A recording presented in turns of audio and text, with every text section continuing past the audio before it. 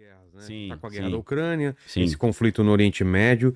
O que que a gente pode aprender com essa guerra e espelhar ela com a Segunda Guerra Mundial, que é a mais recente que a gente teve? Então, como o nosso tema, a gente trata da Segunda Guerra Mundial e os super soldados e o ocultismo ali, né? Esse tema é super interessante. Já abordado, né? Desde Indiana Jones, Hellboy. Poxa, exatamente. A gente... Existia essa busca mesmo. Existia. Isso está documentado no... Não só pelo nazismo, mas também os Estados Unidos fez também testes psíquicos. Sim. Total. Com soldados e tudo mais. Exato. É mesmo. Vou dar o nome dos projetos todos Tá. dos cientistas e das universidades e das bases militares, né? No caso dos Estados Unidos, por exemplo, o projeto Stargate, que era para criar paranormais do exército, era no Fort Meade, né? E está muito bem documentado no livro Os Homens que Encaravam Cabras, né? O livro, não o filme.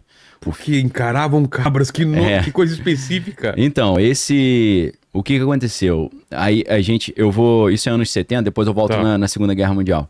Os Estados Unidos começaram a realmente acreditar que os russos tinham espiões paranormais, por causa de algumas coisas estranhas que estavam acontecendo, algumas das quais a gente vê um pouco em Stranger Things, né? Aquele tipo de coisa. Porque, vou dar um exemplo, códigos códigos atômicos que um general tinha, vazaram. Então o que eles pensaram? Pô, esse cara passou esses códigos altamente sigilosos para os russos. Só que aí o que eles fizeram? Eles espionaram o cara durante um bom tempo e viram que ele não tinha comunicação nenhuma com nenhum russo ou com ninguém, que ele realmente não passou.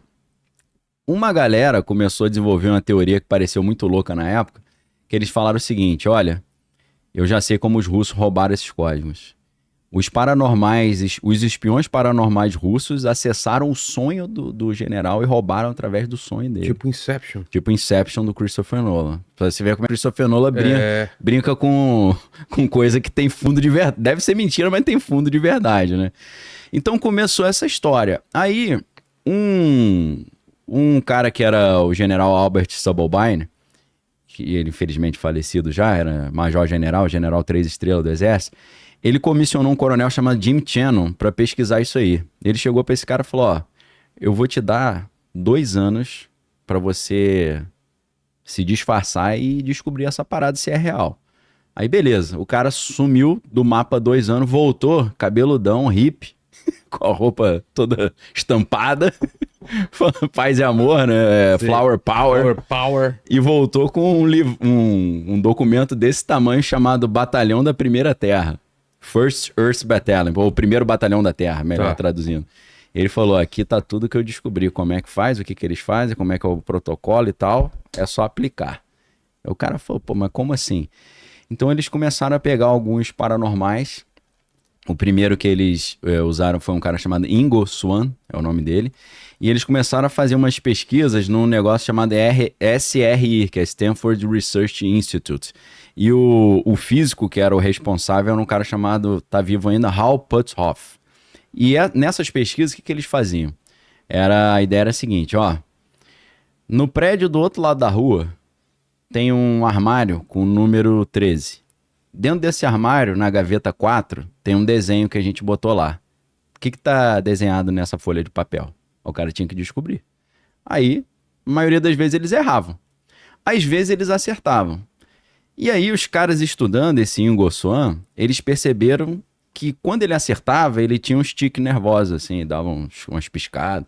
E eles falaram: quando ele acerta tem esse tique. Então eles fizeram uma análise das ondas cerebrais dele, descobriram o que acontecia no cérebro dele quando ele acertava. Sim. E em cima disso, eles criaram o protocolo daquilo que ficou conhecido como Remote Viewing, que é visão remota, que é o cara conseguir, através de desenhos e de uma percepção extrasensorial, descobrir coisas que estão à distância. Então aí eles refinaram de um acerto de 20% para um acerto de 70%, por exemplo. E, por incrível que pareça, um dos caras que participaram dessa primeira fase do projeto foi ninguém menos do que o Uri Geller. É mesmo? O Uri Geller participava. O cara que entortava a garfo. Entortava os garfos. Então, assim, o Uri Geller participava e o major general, né, que é o general Albert Stubblebine, ele falava que o objetivo último deles era desenvolver... São habilidades, assim, como essa de Remote Viewing, mas o topo seria matar uma cabra só olhando para ela. Ah, por isso o nome. E aí os caras perguntaram, mas vocês chegaram a esse ponto? Ele falou, chegamos. A matar? Ele falou que sim. Porra! O John Ronson no livro, que é um livro de jornalismo investigativo, né? Não é um livro de teoria da conspiração. Mas ele falou que ele viu um dos caras dar um nocaute num camundongo. Ele achou até que o camundongo tinha morrido. O camundongo tava numa jaulinha, aí o cara ficou olhando pro camundongo, do nada o camundongo caiu. Porra! Caiu de barriga pra cima. Mas depois ele voltou. Aí falou, isso foi o máximo que eu vi. Eu nunca vi ninguém matando cabra olhando, não. E ele dizia também que o objetivo era os caras passarem por paredes. Conseguir passar pela parede, né? E aí, então, daí o nome Os Homens que Encaravam Cabras, que criou esse projeto Stargate, que é o primeiro batalhão da Terra. Isso tudo nos anos 70? Isso nos anos 70, mas o projeto continuou. Na verdade, o que aconteceu? Quando esse projeto chegou na mídia, aí eles tentaram dar uma escondida no projeto. O que eles falaram? Não, esse projeto já teve, mas a gente está encerrando porque a taxa de acerto é muito pequena. A taxa de acerto é só 20%. Aí o Joseph McMoneagle, que é eu acho, não sei se ele é sargento do exército, ele tá com 80 anos já. Ele falou o seguinte, olha, não é bem assim. Por quê? A nossa taxa de acerto era 20%, isso é verdade, mas tem um porém.